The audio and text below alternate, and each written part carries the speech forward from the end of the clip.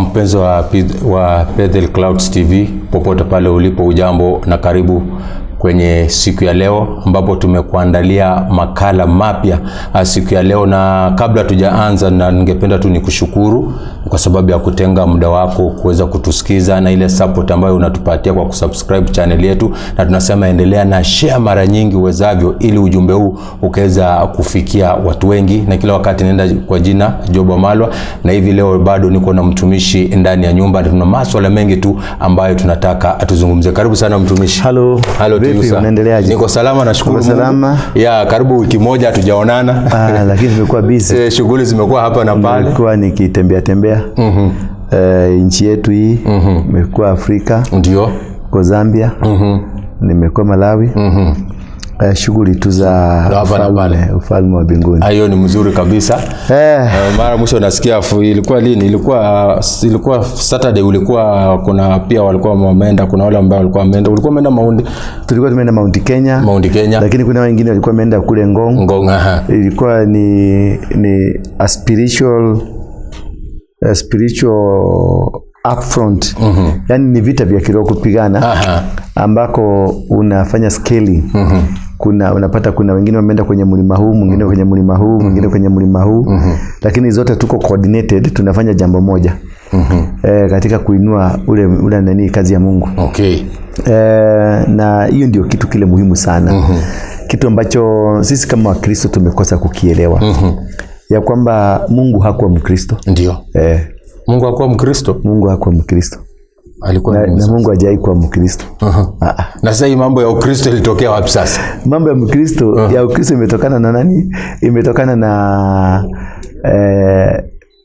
Jesus Christ. Ama Emmanuel. Ama kwa lugha nyingine inaitwa Yehusha Hamashia. Ambayo ndilo ndio jina kamili ya ili tunamuita Yesu. Na Mungu alikuweko kabla ya Yesu. Na Mungu ndiye alitengeneza dunia. Ukristo umekuja miaka ya 700 BC. Miaka 700 hivi. 7 something. Kwa hivyo kabla Yesu kuzaliwa, Mungu alikuwa. Maana huyu ndio Mungu wa Abrahamu, ndio Mungu wa Isaka, ndio Mungu wa Yakobo. Akina Yakobo hawakuwa Wakristo. Akina Isaka hawakuwa Wakristo. Ndio nakuta kwa Waislamu kuna Isaac, kuna Ismail, Yakobo. Kuna Abrahamu, kuna Yakobo, kuna Musa. Kwenye Qur'an tukufu kuna nini? Kuna majina hayo yote. Na utakuta wao wako chini ya Muhammad. Lakini ukiingia kwenye kitabu kipya, the New Testament, ndio utakuta story ya Yesu. Lakini ukiingia kwenye Isaia, alitabiri kuhusu the mfalme wa amani kuja, the Prince of Peace. So Ukristo umekuja na Yesu. Na Christianity ni jina ambalo tulipatiwa na watu ambao hawakumwamini Yesu, wakasema hawa ni wafuasi wa fulani. Umeona? Sasa ndio unapata Ukristo ama Christianity ni jina ambalo lilipatiwa Wakristo ama wafuasi wa Yesu na kundi ama watu ambao hawakumwamini Yesu. Okay. Hapo ndio jina Christianity linakuja. Lakini tukiangalia kwa undani, Yesu alilete kitu kinaitwa salvation. Relationship, kujenga relationship mpya na binadamu. Maana wakati Adamu alikufa, Adamu alikuwa kwenye shamba ya Edeni, ile bustani, walifanya tendo ambalo lilifanya Mungu akawaondoa kwenye ile bustani. Sasa huyo ndio alikuwa Yesu, ni Adamu wa pili. Kulikuwa na Adamu wa kwanza ambaye ni Adam. Alafu Yesu yule alipofanya vile, aliondolewa kwenye ile bustani. Alipoondolewa, lakini alipatiwa, akaambiwa this is what will be happening to you. Kuna curses ambazo ukisoma kwenye kitabu cha Genesis mwanzo kabisa utapata those kind of challenges. Lakini ya muhimu sana, baadaye miaka mingi Yesu kazaliwa na akafanyika Adamu wa pili. Wa kulete uregesho baina ya binadamu na Mungu. Ule uhusiano mzuri wa kwanza ulikuwa umepotea. Mahusiano yale yalikuwa yamepotea. So akakuwa kama ni bridge ya kuleta mahusiano kati ya yani kuregesha mahusiano yaliyokuwa yamepotea. Therefore kabla kuja kwa Yesu, Mungu alikuwa na watu. Aliishi na binadamu. Alikuwa na Adamu, alikuwa na mtu anaitwa Eva, alikuwa na Isaka, Yakobo, Abrahamu, wote hao. Na watu waliishi na waliabudu Mungu. Nataka kusema nini? Nataka kusema kunavyo vitu ama mafundisho ya Yesu Kristo ama Emmanuel, na kuna mafundisho ya Mungu ambayo yalikuwepo mazingira, ama kama sasa kwa mfano love.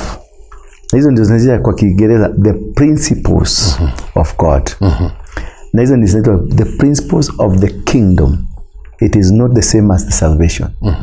The principles of the kingdom zinasema katika ufalme wa mbinguni kuna vitu ambavyo vinakuja kwa kila mtu ambaye si Mwarabu, si Mchina, si Mwingereza, si Mwafrika.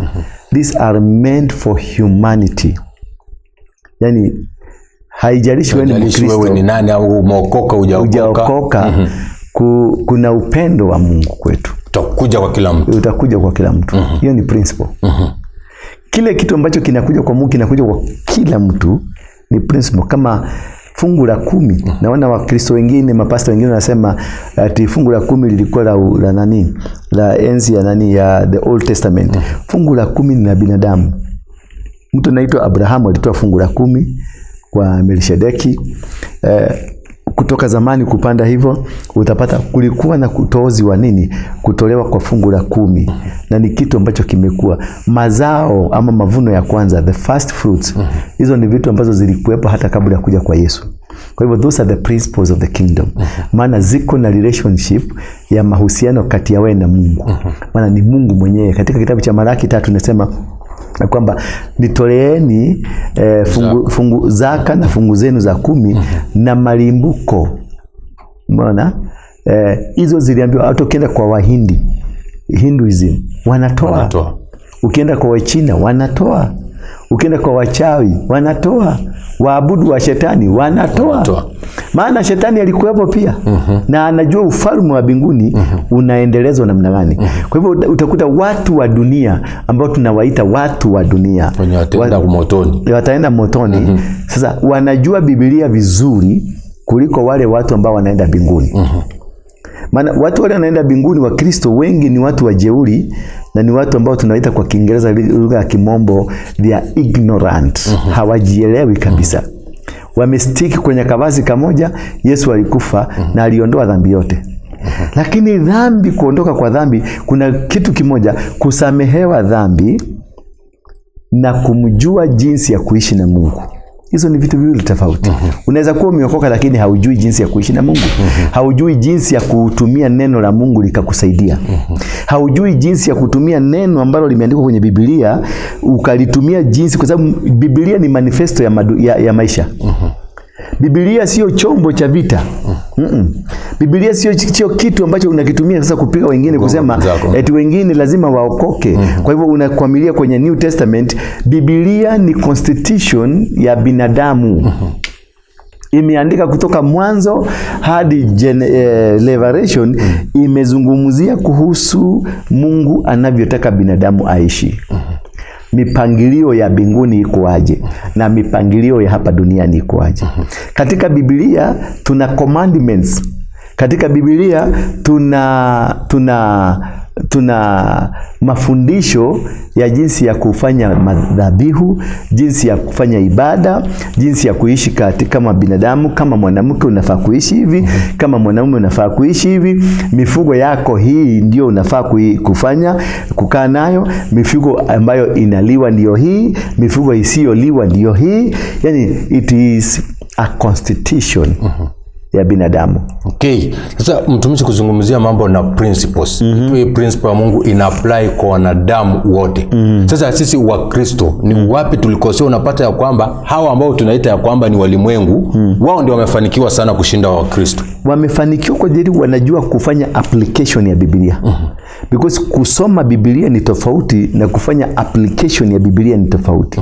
Maana Biblia imekwambia leteni malimbuko, leteni zaka zenu, leteni kwa ajili ya hii. Muone kama sitawafungulia milango na dirisha. Wale wakule wanaelewa. Unanielewa? Wale wakule wanatoa kwa hiari. Kwa sababu hivi vitu vyote ambavyo tunavitoa kama za ibada vinatolewa kwa hiari, havitolewi kwa shurutisho. Lakini ukiingia kanisani, kwa ambao tunaenda mbinguni, hatutoi kwa hiari. Tunatoa kwa sababu tuko na tatizo. Tuko na shida. Mimi ni mgonjwa ama nimesikia ninaenda, kuna matibabu ambayo nafaa kufanya ya cancer, nina matibabu nafaa kufanya ya pressure, nina matibabu nafaa kufanya ya kitu fulani. Sasa kwa sababu nimesikia kuna matibabu, kuna uwezekano ya kwamba nitapitia kwenye matibabu fulani. Kwa hivyo unakuta huyu mtu atatoa pesa zake zote kanisani akijaribu kumuhonga Mungu. Umeona? What we do in church every Sunday, we give sacrifices, we give offering, we give our tithes, not because that we worship God. We give tithes because we want to bribe God akufanyie kitu. We want to bribe God akuletee healing. We want to bribe God akuletee utajiri, upate kazi. But we don't worship because chochote Mungu ametupatia in form of a principle, they are tools of worship. Ametupatia love, mercy. Wana vitu kama hizo. Those are tools of worship. They are not tools of bribing. Lakini sasa tumechukua Biblia, kimekuwa kitengo kimoja cha kufanya corruption kule mbinguni. Maana nitakusomea mstari mmoja tu bila kufuata kusoma Biblia verse yote ama chapter yote, uelewe concept, uelewe ni kwa nini hiyo chapter iliandikwa, ndio uweze kuelewa kwa kina Biblia inasema nini, ndio upate utafsiri wa kuelewa. Lakini sasa kwa sababu sisi wa Kristo, wale walitufundisha Ukristo, walitunyima kuelewa Ukristo ni nini. Walitufundisha kitu kimoja, kuna moto na kuna kwenda mbinguni. Lakini wakashindwa kutupatia the process ya moto na process ya kwenda mbinguni. Because the Bible is the process. Ndio inaitwa principles. Principles ni process ya kuishi na relationship yako na Mungu. Then kuna the process na kuna end product. End product tutaenda mbinguni. Lakini Biblia yenyewe ukisoma kwa kina utapata hata mbinguni hiyo si kama ipo. Ni kama mstari wa 5 wa Matthew inasema heri walio nani? Walio wapole. Hebu fungua hapo. Kwa maana watairithi nchi. Biblia inakanganya kwa masuala mawili matatu. Lakini kwa sababu hatutaki kusoma Biblia, tunataka kusomewa Biblia na mchungaji mmoja. Yule tutafuata Biblia kulingana na matafsiri iliyotafsiriwa na yule mchungaji. Soma Mathayo 5 mstari wa 5. Mstari wa 5. Mstari anasema blessed are the meek, for they shall inherit the earth. So the blessed are the meek, for they shall inherit the earth. Now tell me, where are you going? Kama inheritance ni earth. Hapa sasa ni earth ambapo tuko sasa. Tuko saizi. Na wewe unakimbia kwenda mbinguni. So na inakanganya. Na Yesu akawaambia wanafunzi wake, muwe mkiomba hivi. Vipi? Baba yetu uliye juu. Baba yetu uliye mbinguni, jina lako litukuzwe, ufalme wako ufanye nini? Uje. Kutendeke hapa duniani jinsi kule mbinguni kunafanya nini? Kunatendeka. Naye Yohana akasema nikaona bingu ama dunia ikafanyika, ardhi ikafanyika upya. Umeona? Lakini sasa tunakuta tunashindwa kusoma kitabu cha Biblia kukielewa kwa kina, ndio kikupatie mistari ya kuweza kuelewa jinsi gani Mungu anataka tafsiri ya Biblia. Maana shida yote tunayo ni tafsiri ya Biblia. Because hatuelewi Biblia, hatuelewi Biblia inasema nini, hatuelewi Biblia wakati waliandika kwenye Genesis na wakati wameandika. Maana ukiangalia kitabu cha Genesis, mwanzo kabisa, Genesis ya kwanza, mstari wa 26, wa 27, 28, hiyo ndio Biblia kamili yote. Inazungumzia kitu ambacho ni muhimu sana kwenye binadamu. Kwanza mstari wa 28. Inasema, hebu soma mstari wa 28 wa Biblia, Mwanzo, kitabu cha Mwanzo kabisa. And God blessed them. And God blessed them. Naye Mungu akawabariki. And God said unto them, na akawaambia, be fruitful, muzaeni, and multiply, na muongezeke, and replenish the earth, kisha muikamilishe dunia, and subdue it, kisha uitawale, and have dominion over the fish of the sea, and over the fowl of the air, and over every living thing that moveth upon the earth. So inakwambia nini? Amekupatia mamlaka ya dunia. Amekupatia mwongozo wa dunia. Na amekwambia jinsi utakavyokuwa unafanya. Namna gani? Amekupa mamlaka ya dunia. Amekwambia subdue it. Amekwambia replenish it. Amekwambia multiply. Utawale. Amekupatia mwongozo. Sasa huo ndio mwongozo wa kutajirika duniani. Kwa hivyo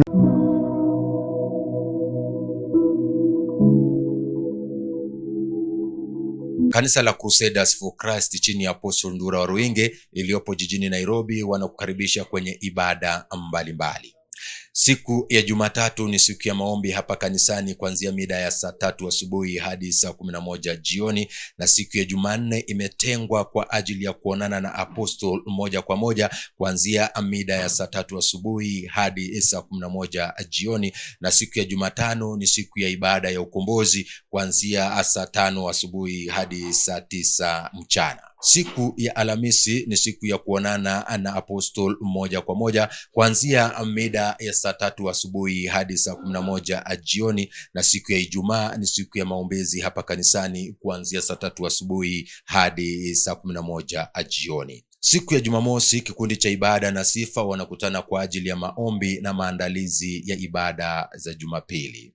Siku ya Jumapili ibada ya kwanza inaanza saa 1 asubuhi hadi saa 2 kamili asubuhi, na ibada ya pili inaanza saa 2 kamili hadi saa 4 asubuhi, na ibada ya tatu inaanza saa 4 asubuhi hadi saa 7:30 mchana. Kisha ibada ya ukombozi inaanza saa 9 mchana hadi saa 11 jioni.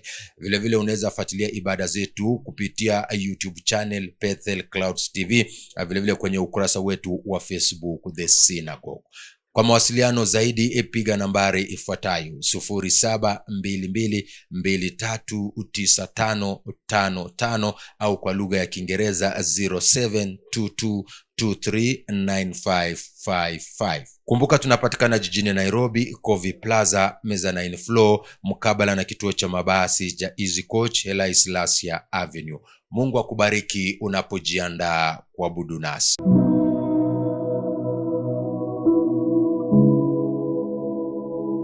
Na vitu ambavyo katika kutafuta utajiri wa kidunia ama utajiri wa duniani, kuna miongozo ambayo imo katika Biblia ambayo tunafaa kuifuata. Si ya Kikristo. Ndio unaona Mchina ukimwangalia maisha yake na mazingira yake yamo katika Biblia. Anafuata Biblia vilivyo. Ukiwenda kwa upande wa Muhindi utakuta anafuata Biblia vilivyo. Ukienda kwa mtu wa Muislamu anafuata Biblia vilivyo. Watu wa dunia wote ambao tunaita ni watu wa dunia wanaifuata Biblia vikamilifu, kwa maana kuna zile principles, wanafuata the principles. Lakini ukapata sisi warokole tunaingia kwenye kitabu cha Hebrew, tunasema Mungu Yesu alikufa kwenye msalaba na yote yakaondoka. Kwa hivyo yalipoondoka yalikufanya mjinga? Yesu yaliondoka, lakini ulifanyika mjinga? Watu wanang'ang'ana kufanya biashara, watu wanang'ang'ana kufungua factory, watu wanang'ang'ana kufanya mitu. Alafu sisi tunasema wao ni watu wa dunia. Lakini sasa jiulize, unayoitumia simu, unatumia simu kusoma kitabu cha nani? Cha Biblia. Lakini nani alitengeneza simu ile? Mchina. Ni Mchina. Unatumia microphone, nani alitengeneza ile microphone? Mchina bado. Unatumia kamera, nani ametengeneza hiyo kamera? Mchina. Kwenye pulpit kanisani, ukienda kwenye kanisani utakuta pulpit iko pale mbele, nani ametengeneza? Mchina ametengeneza. Utapata mkeka pale mbele, nani ametengeneza? Mchina bado. Vitu utapata kule kanisani hivi, nani ametengeneza? Mchina. Sasa ni nani anahubiri Yesu kuliko nani anahubiri Yesu? Kati ya wewe mlokole na huyo Mchina, nani anahubiri Yesu? Bila shaka ni Mchina. Speaker iliyo ndani ya kanisa ni ya Mchina. Amplifiers zilizo kanisani za Mchina. Kila kitu ambacho unakipata ndani ya kanisa ni cha Mchina. Wewe tu ni sauti yako unatoa na mwili wako tu kuleta kanisani, kukaa kule kanisani, lakini hauna contribution umefanya katika kuendeleza kazi ya Mungu. Lakini huyu ambaye unasema atachomeka, ameiendeleza kupitia wewe, amekuendeleza wewe mpaka mavazi ambayo umevaa. Yeye mwenyewe amekuendeleza, amekufanikisha. Kwa nini? Kwa sababu yeye alielewa jinsi Mungu anavyotaka tuishi duniani. Umenielewa? Nakuelewa.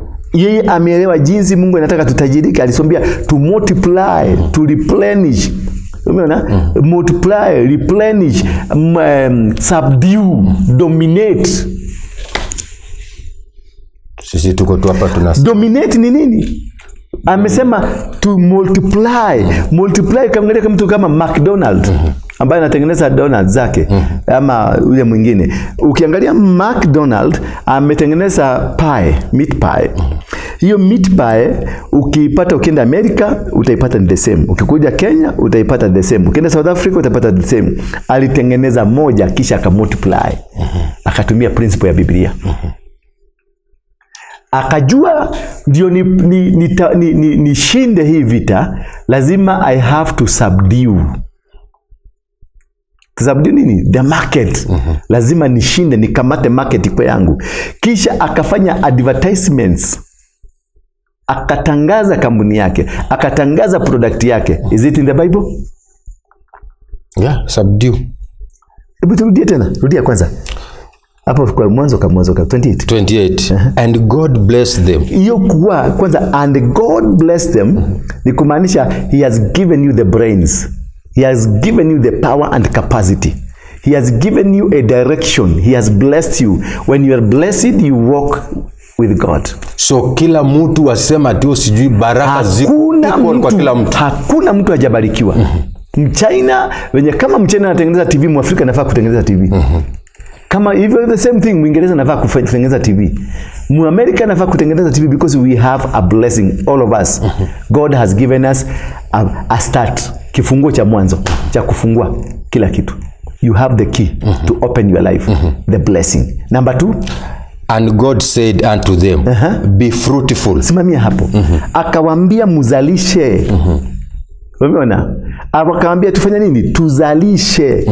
Hicho kitu hakiko kwenye Wakristo. Unakuta nimefungua kanisa hili na ni hili peke yangu na linaitwa langu na mke wangu, no progress, no nothing. Hatufanyi kitu cha kuendeleza maisha ya binadamu kanisani. Kile kitu ninachokifanya ni mimi kuitisha sadaka, fungu za 10 na nimezitengeneza mafundisho ndio utoe kwangu. Na mafundisho ambayo nimefundisha mafundisho ya vitisho, ya shurutisho.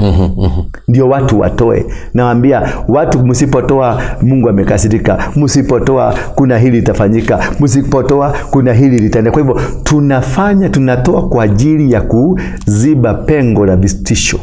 Hatutoi kwa sababu ni ibada. Ni hiari umetoka. Ni hiari. Maana God has said you multiply. You multiply. McDonald ametengeneza donald yake moja, kisha ukienda mahali popote duniani utapata the same. Ile kitu alifanya, alitengeneza moja kisha aka multiply. Tengeneza kwa wingi. Zikakuwa kwa wingi, zikaenea kwenye maeneo. Alafu akafanya nini? Number 2 soma. And number 2, and multiply.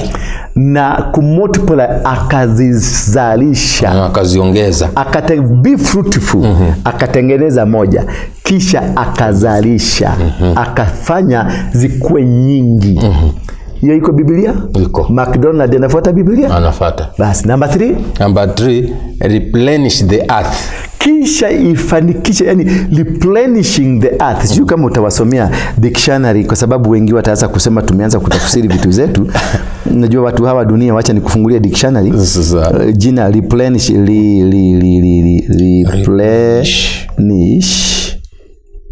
meaning inasema fill something up again. He replenished Justin's glass with mineral water. Yani unapokitengeneza kile kitu, unakitengeneza zaidi na zaidi, na unatia utukufu ndani yake. Umeona? McDonald amefanya hivyo? Amefanya. Kisha number 3 and subdue it. Kisha tuangalie tena jina subdue. Nataka tuendelee ndio subdue. Meaning ya subdue. Subdue katika Kiingereza ndio overcome, quieten, bring under control. Chini ya utawala. McDonald imemiliki soko ya kuuza donut. Ametengeneza yake ya kipekee. Kusubdue, utengeneze kitu chako cha kipekee ambacho hakuna mtu anaweza. Coca-Cola ni hiyo peke yake ambayo haina nyingine ya kuifananisha. Hakuna nyingine ya kuilinganisha. Hakuna nyingine ya kusema hii ni sawa na hii. Wengi wamejaribu lakini wamejaribu, wameshinda, kwa sababu kuna siri ndani yake. To subdue ni overcome the market. Unatengeneza kitu kisha ndicho hicho kinatawala dunia. Coca-Cola wamefuata Biblia, hajafuata? Wamefuata. McDonald imefuata Biblia, hajafuata? Wamefuata. Basi twende ya 4. Ya 4 inasema and have dominion over the fish of the sea. Sasa tuangalie jina dominion. Haya, nataka tuende moja kwa moja. Look at the dominion. Dominion inasema namna gani? Meaning of dominion. Dominion, man's attempt to establish dominion over nature, the territory of of a sovereign or a government, yani controlling, kutawala, kuleta maongozo yako juu ya soko, juu ya kile kitu. To dominate ni kuwa mtawala wa lile jambo. Sasa Coca-Cola imetawala ulimwengu mzima. McDonald imetawala kabisa. Mr. Price ametawala kabisa, kwa sababu they understood the Bible. Lakini Mkristo ako kwenye maombi, akiomba tajirike, akifunga tajirike, akikanyaga mimiliki, akitoa maombi ya kiuchawi na kiuganga amiliki. Maana ni Ukristo 50% ni uganga mtupu. Ni wachawi na ni waganga. Wakristo ni wachawi na ni wazembe na ni watu waliochanganyikiwa, hawajielewi kabisa. Katika dini zote, dini ya Mkristo ndio ambayo imepungukiwa na mwelekeo. Lakini ukiangalia dini ya nani, dini ya Muhindi, wamemiliki uchumi wa wamiliki. Hawana mashamba lakini kwanza unasikia kwao kule ni maskini sana. Yes. Lakini wanakuja huko wanatutawala na biashara kubwa. Wanakuja hapo wanatutawala na biashara kubwa. Angalia Mchina. Mchina si amekuja amemiliki, amejenga mabarabara, amejenga maviwanda, amejenga kila kitu. Lakini sasa mtu atakuja kuniambia ati hayo ni mambo ya kiroho. Ati hivi ni vitu vya dunia. Kama ni vitu vya dunia, wewe ni wa wapi? Wewe ni wa binguni. Wewe unaishi binguni. Kwenda binguni tutaenda. Lakini wewe unaishi binguni? Unaishi duniani hapa. Si unaishi hapa duniani. Kwa hivyo kama vitu ni vya duniani, basi na wewe pia ni wa duniani. Vitumie na ukae kidunia, ujiimarishe, maana ndivyo Mungu amesema. Aliwaambia wafanyie haya maneno yote hapa duniani. Hakuwaambia twende ukafanyie binguni. Chochote ambacho kinafanyika kwenye Biblia hapo ni kinafanyika hapa duniani. Have dominion, have control, have this. So mimi ni vile naenda nyumbani hivi nipite karibu na klabu nione watu wamepark maprado hapo na mimi natembea mguu nimetoka kanisani, isiniume nisikasirike. Isikuume, ni ujinga. Ujinga ndio upumbavu, ndio uko kichwani chako. Unahitaji kutolewa upumbavu. Maana mtu wa baa, nenda kwenye barabara za Nairobi hizi kubwa huko ndani, Moi Avenue, Kenyatta Avenue, utakuta baa ziko kule kubwa na nzuri. Huyo mtu ako na imani kubwa. Maana alienda benki akakopa mkopo wa shilingi milioni 4 ama milioni 40 ama milioni kadhaa. Hana kwao, kwenye familia nzima hana mlevi hata mmoja. Familia nzima, mabibi, mke si mlevi, watoto si walevi, babake si mlevi, mamake si mlevi, lakini yeye akawa na imani, akachukua shamba lake, title deed yake, akaenda kule benki, akachukua 40 million, akakomboa nyumba katika mji wa Nairobi, ndani katikati ya jiji. Rent ni shilingi 1400, 1500 kwa mwezi. Kisha akatengeneza vizuri, akachukua vijana wa interiors, wakafanya interior design nzuri. Kisha wakanunua vyombo vizuri vya muziki, akanunua maseti za televisheni, akanunua viti vizuri, akanunua counter nzuri, akanunua pole. Alafu kisha akaenda kwa Kwal, kampuni ya kutengeneza vinywaji vileo, akaleta kule, akaweka stock ya over 10 million, akaijaza kule. Hana hata mtu mmoja wa kwao mwenye ni mlevi. Kwa hivyo atategemea kazini yangu atakuja kuboost kazi yangu. Hamna. Kisha anafanya sherehe moja kubwa ya kufungua. Siku ya kufungua, magari utakuta yamepakiwa kutoka upande huu mpaka upande ule mwingine, yamejaa. Sio watu wanamjua, lakini wamekuja kuinua ile klabu mpya because ameweka quality kwenye bar. Ile bar yake ameleta quality. Wasichana kule wamevalishwa vizuri, muziki kule ni nzuri, maskrini kule ni kubwa. Kila kitu kilicho kule pale ni something nice. Kuja kanisani. Ndio nianze kanisa, nitafanya fellowship, nitafuta watu 10, marafiki zangu, tuanze kuomba. Tunaomba Mungu achuke ndio tuweze kutengeneza, tuende tukomboe karumu ka 1 room ka shilingi 2000 ama shilingi 1000. Kisha polepole hapo tunanunua mabati yamezeeka yaliyotolewa kwenye nyumba zingine, tunanunua mabati yale, tunaenda tunajenga kinyumba, tunaisema ni nyumba ya Mungu. Ili hali wewe kule unalala Doni Home, nyumba ya shilingi 35,000 rent, lakini kile kinyumba unasema ni kia Mungu, hata nguruwe hawalali kama hapo. Umesema. Na sasa nasema tuko na nyumba nzuri ya kuabudia, hapa ndio tunamwabudu. Na ukikuta Jumapili tunapiga makelele, tunaomba maombi ya kuitisha, maombi ya nini, maombi ya kupigana. Alafu kisha baadaye kwenye kanyumba hako kama bati, maana ploti ni ya kukomboa. Imani ndogo sana. Imani ndogo. Maana mabati ulionunua haikugharimu shilingi 10,000. Ardhi ambayo umekomboa ni shilingi 5,000. Ama labda hata umeambia mwenye ploti tusaidie tuweke kanisa lako hapa. Kama bado tukijipanga, hatuna imani. Hatuwezi kwenda bank tukachukue loan tukajenge nyumba nzuri ya Mungu. Hatuna imani ile. Hatuna. Maana tumepuuza ule msemo wa Mungu na akawabariki. We don't have the faith. Mtu ambaye ako na faith kubwa kuliko Mkristo. Mtu ambaye ako na faith anachukua 40 million anaenda kuweka bar. Lakini mimi Mkristo, I cannot take a loan of 200,000 to build a nice house. I cannot take a loan of 5 million to build God's a nice place where people can come and worship. Why? Because our faith is so limited. And how we were taught Christianity. How we did what? How we were taught Christianity. We were never taught of a big God. We were taught of a poor God. Maana Wakristo the first missionaries walituambia kulima, yani kumiliki mali, kumiliki mashamba, kumiliki mbuzi, ng'ombe is not worthy. What is worthy? It is the glory of Jesus Christ. Ati tuende mbinguni, kule tutaenda kufanikiwa, kule tutaenda kubarikiwa, kule tutaenda kufanya, alafu kisha baadaye huyu mzungu akamiliki mashamba yetu. Kwa sababu what was taught to us, it is not the gospel of the Bible. What was taught to us, it is the gospel of poverty. Ndio naona Mkristo Mwafrika ni mlemavu wa akili. Mkristo Mwafrika ni mtu amechanganyikiwa. Amefundishwa kuomba maombi ya sarakasi, maombi ya kupiga nduru, maombi ya kurukaruka, maombi ya kugaragara, maombi ya kujifunga siku 40, kisha unarudi nyumbani kupata nyumba ilishafungwa. Umetoka mlimani. Lakini nakuta Muislamu anaabudu Mungu mara 5 kwa siku. Kila siku. Sisi tunaabudu Mungu siku moja Jumapili. Ndio tunamtambua Mungu wetu. Hata unasukuma tu kuja kanisani. Na unabali unasukuma kuja kanisani. Kwa sababu hatukufundishwa misingi thabiti. Hatukufundishwa misingi ya kuelewa Ukristo ni nini. Yesu alitaka kufundisha nini? Maana kama kuna mtu alielewa biashara ni Yesu Kristo.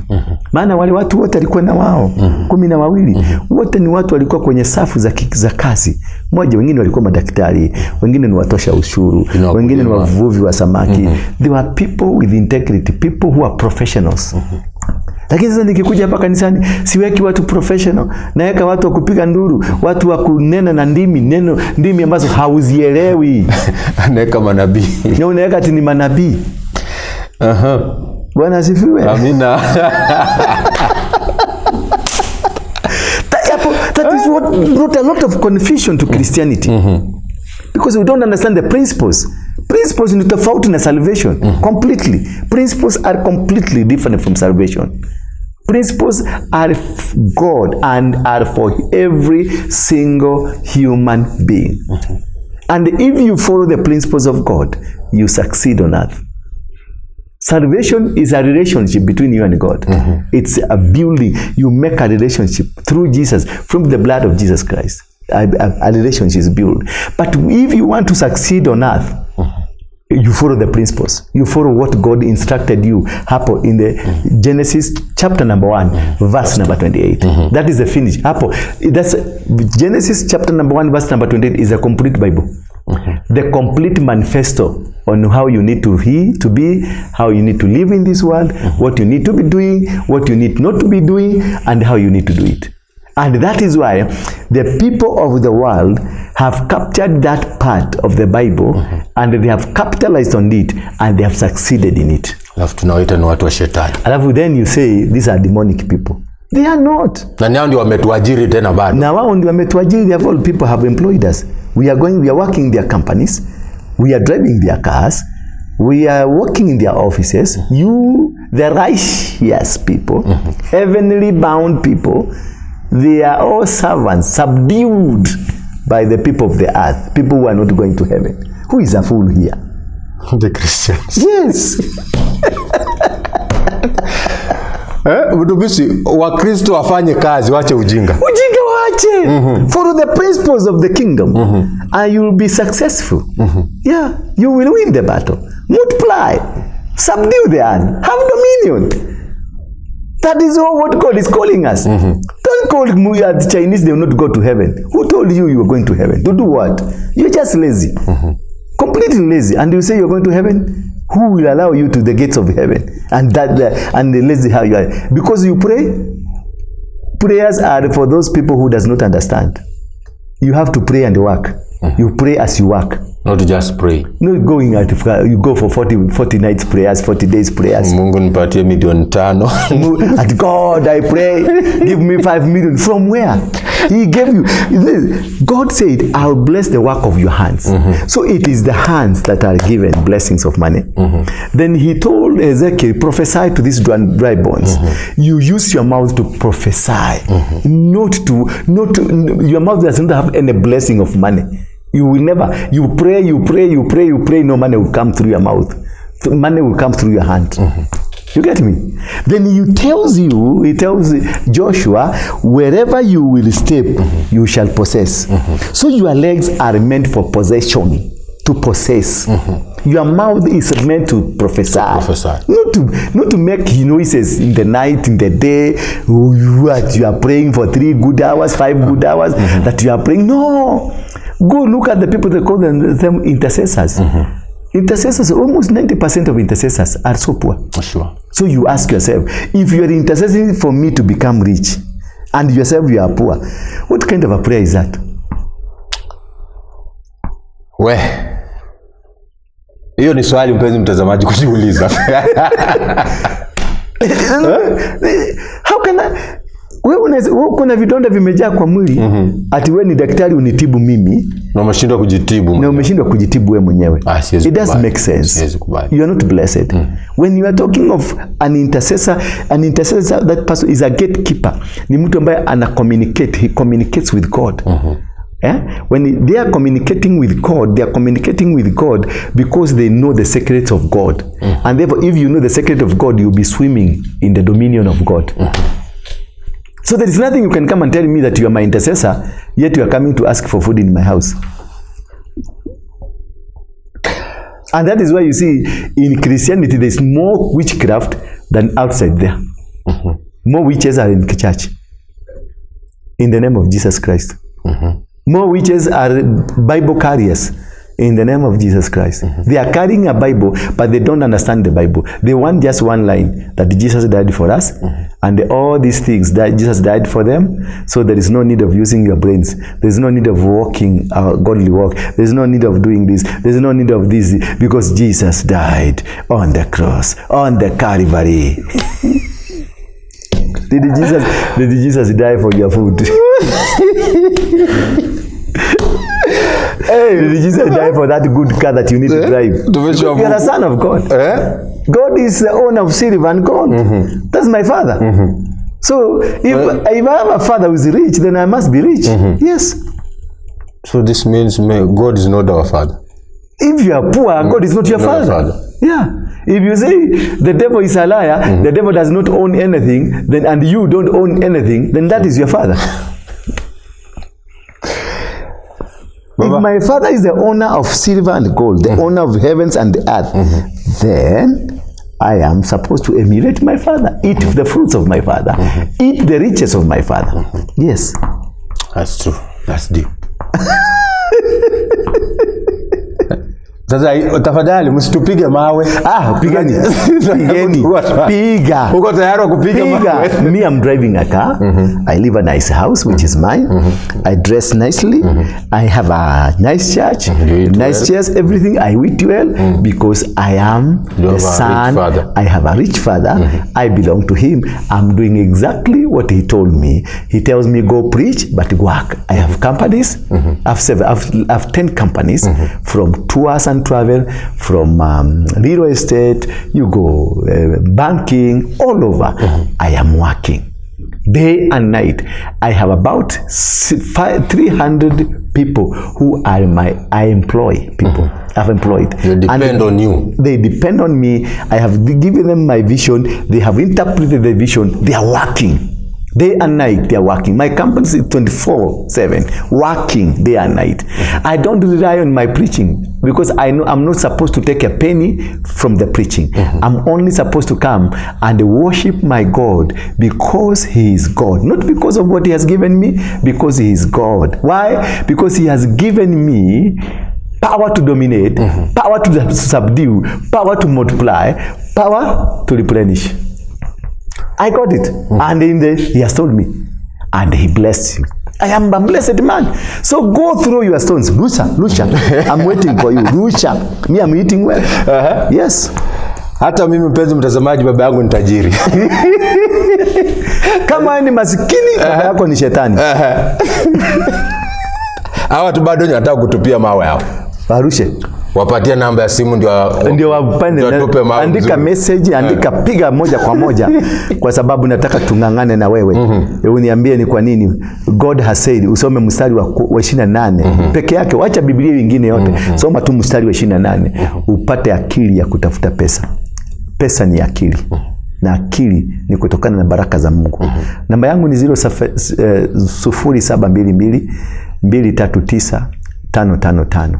0722 239 555 ama 0112 935 035. Hizo ndizo namba zangu, zimeandikwa hapo chini. Niko kwenye kanisa letu, liko katika jumba la Coffee Plaza, jumba ambalo liko mkabala na stage ya gari zinazoitwa Easy Coach, katika barabara ya Haile Selassie. Utakapofika kwenye barabara ya Haile Selassie, tafuta kwenye kule kuna benki ya Equity kwenye barabara ya Haile Selassie. Ukapata Equity, nyumba ambayo ifuatilizi ni nyumba inaitwa Coffee Plaza. Gorofa ni ya kwanza kabisa. Kuja hapo tanipata. Moja kwa moja tunazungumza siku ya Jumanne, ninakuanga na mazungumzo ya moja kwa moja, ana kwa ana. Jumatano tuko na ibada ya ukombozi. Alhamisi tuko na ibada ya ukombozi. Ijumaa tuko na ibada ya maombi. Ijumaa mosi tuko na ibada ya vijana. na Jumapili tuko na ibada 4 tunazozifanya kwa ajili ya utukufu wa Mungu. Kwa hivyo nimekualika kuja. Siku ya Ijumaa hii tutakuwa na mkesha, na kila Jumaa tutakuwa na mkesha. Kuja na umealikwa. Asante. Kwa direction ambayo umepewa mpenzi mtazamaji, pigia mstari. Amesema Equity Bank. Ukumbuka alisema baba yake ni nani? Naitwa Job Wamalwa. Tuonane.